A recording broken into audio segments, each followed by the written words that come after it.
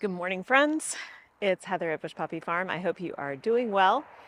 Today we are going to be working on this bed. So I have corn that I direct sowed in here a couple weeks ago.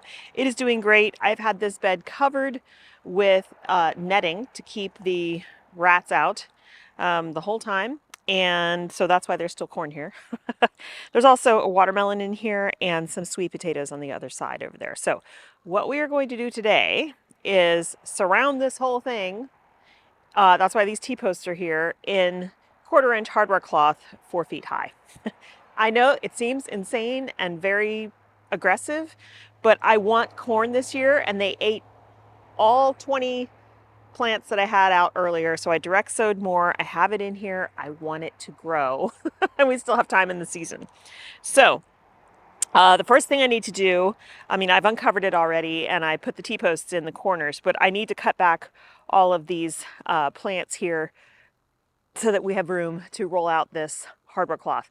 Now this is going to be a struggle because hardware cloth is very stiff and sharp, and so I'm anticipating that it's going to be a mess and it's going to be challenging. But once I get it on here, it's on here, and I won't need to go into this bed until it's time to harvest. So I'm not too worried about not being able to access it because it should be up about this tall.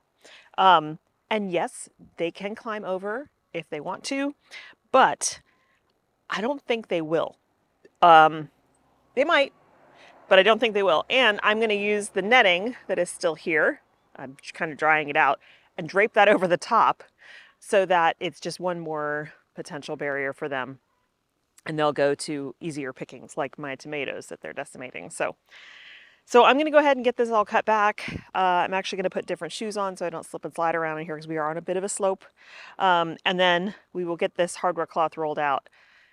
And I hope I don't cut and slice myself with it, but I think we're going to be okay.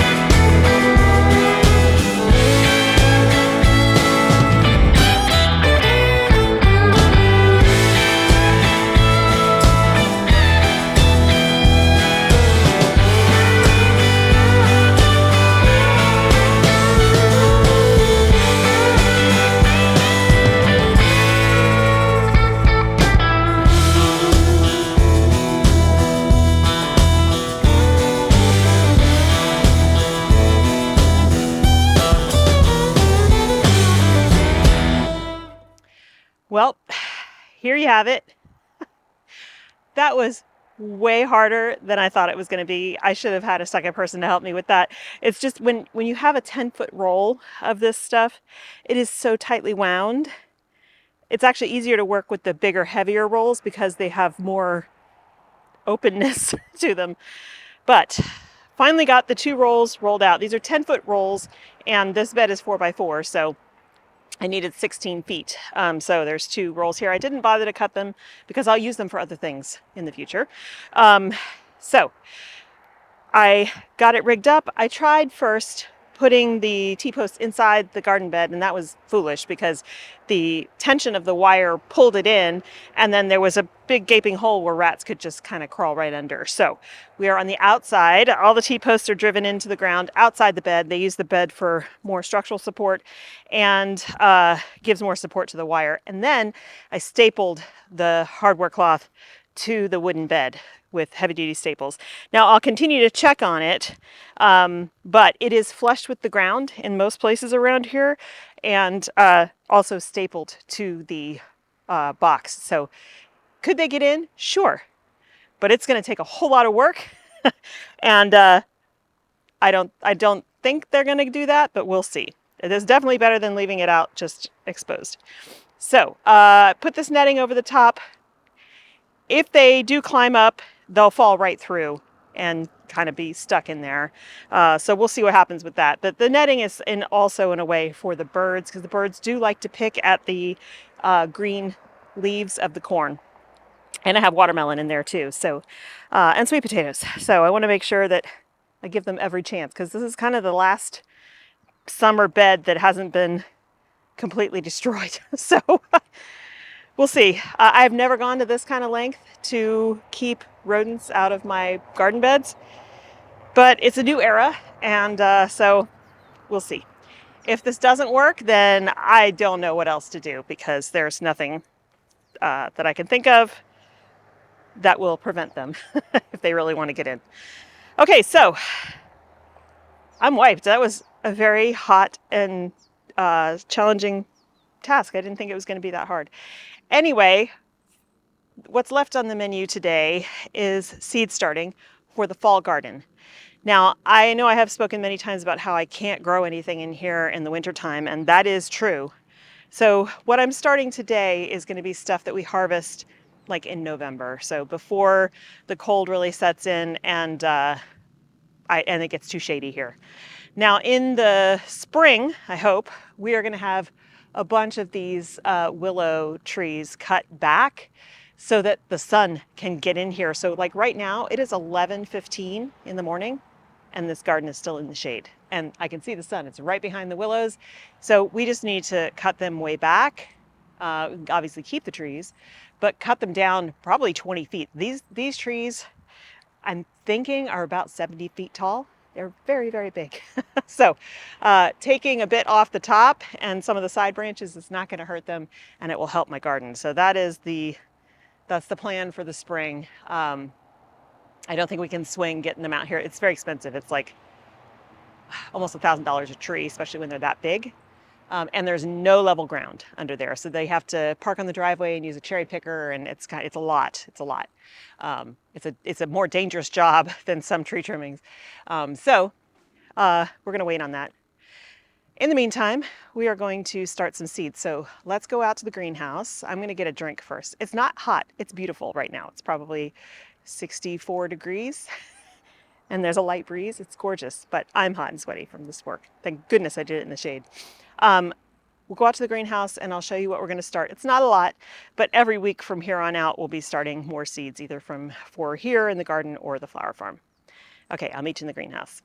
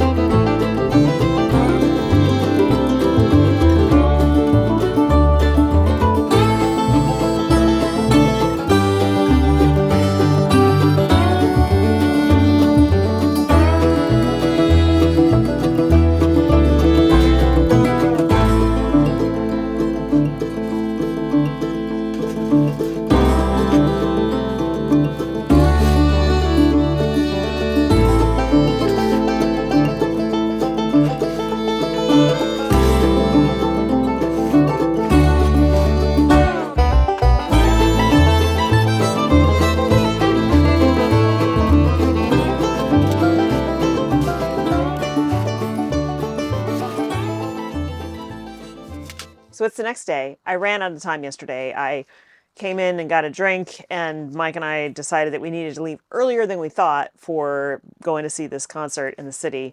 The doors open at 2:30 and the show started at 4. Billy Strings was the opening act at 4, and I was not going to miss him. That was the main reason I wanted to go to this 3-day festival. So we ended up leaving here at 1. And it did take, by the time we got like to where we were going to stand for the show, it was 4 o'clock.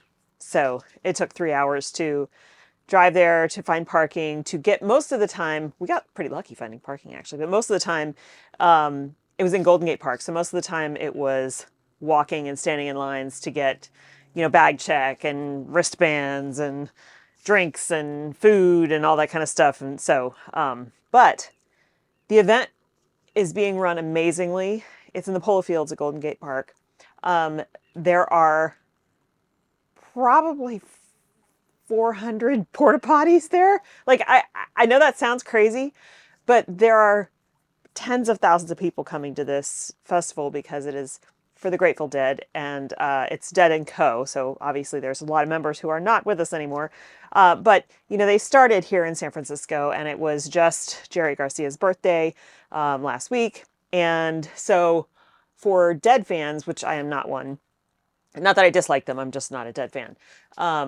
This is like a pilgrimage because it's the 60th, I think the 60th anniversary of their beginning. And so, yeah, the show was good. Lots and lots and lots and lots and lots of people, great costumes, or they weren't costumes for the folks who were wearing them.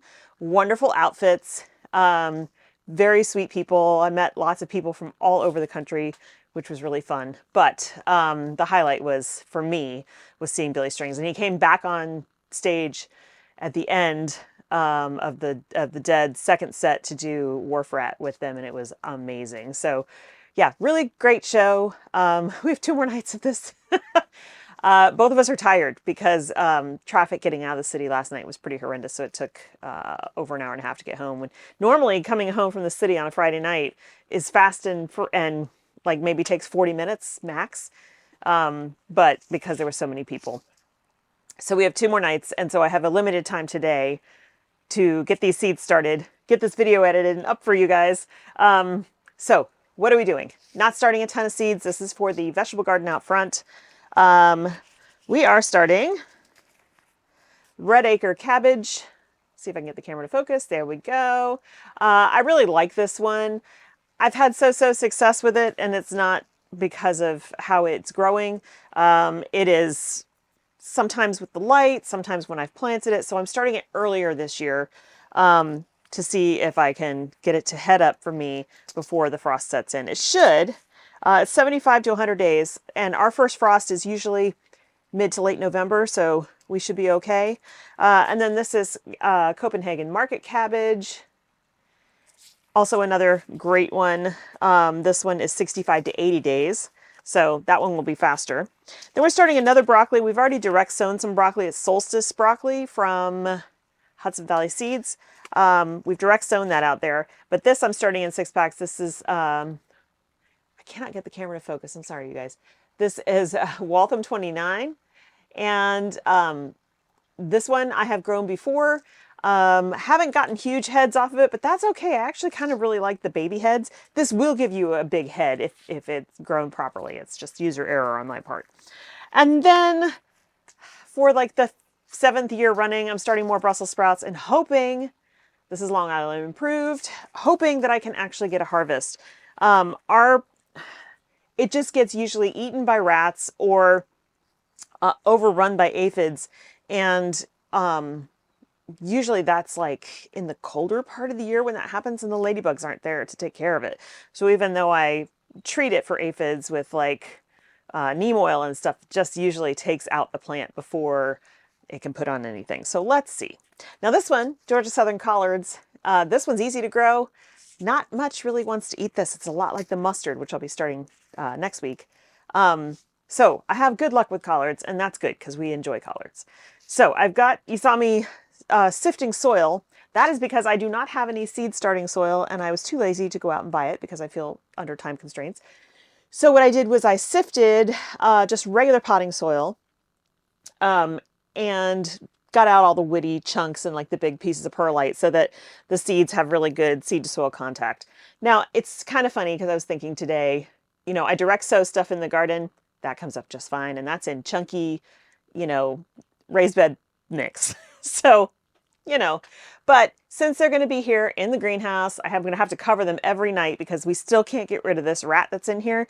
There are 4 snap traps set and they've all been sprung, all the bait eaten, but no rat. So he is very wily. I think I may have told you before, his name is Tony.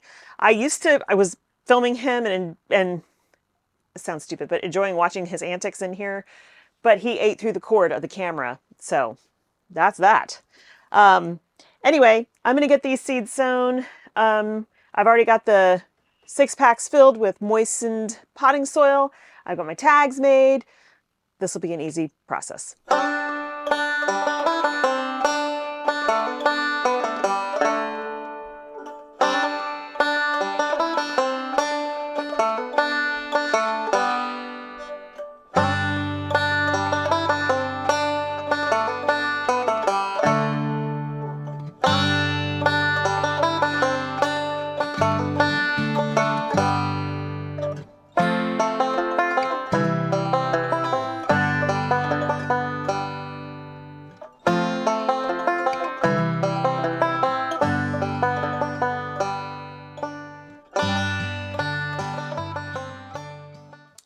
Okay guys, that's it.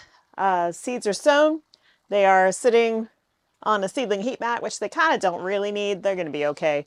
Hopefully they will sprout in the next couple of days, over a week, and then we can get them transplanted out front. We still have 3, I think, birdie's beds to build and put those in place. So we'll be working on that this coming week, as well as tending to all the weeding and things that have to happen at the farm because it's getting pretty overgrown there. Again, that's mostly like a morning's work with my kids to help. So yeah, we're on track. I am looking forward to the fall already, and hoping that the fencing that we did around that bed will keep those rats out so we can actually get a corn and sweet potato harvest this year.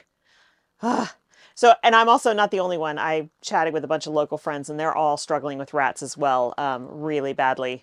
So I think just where we live, there's just an overabundance of them. We have a lot of woods and lots of habitat, and you can't really get rid of all that habitat.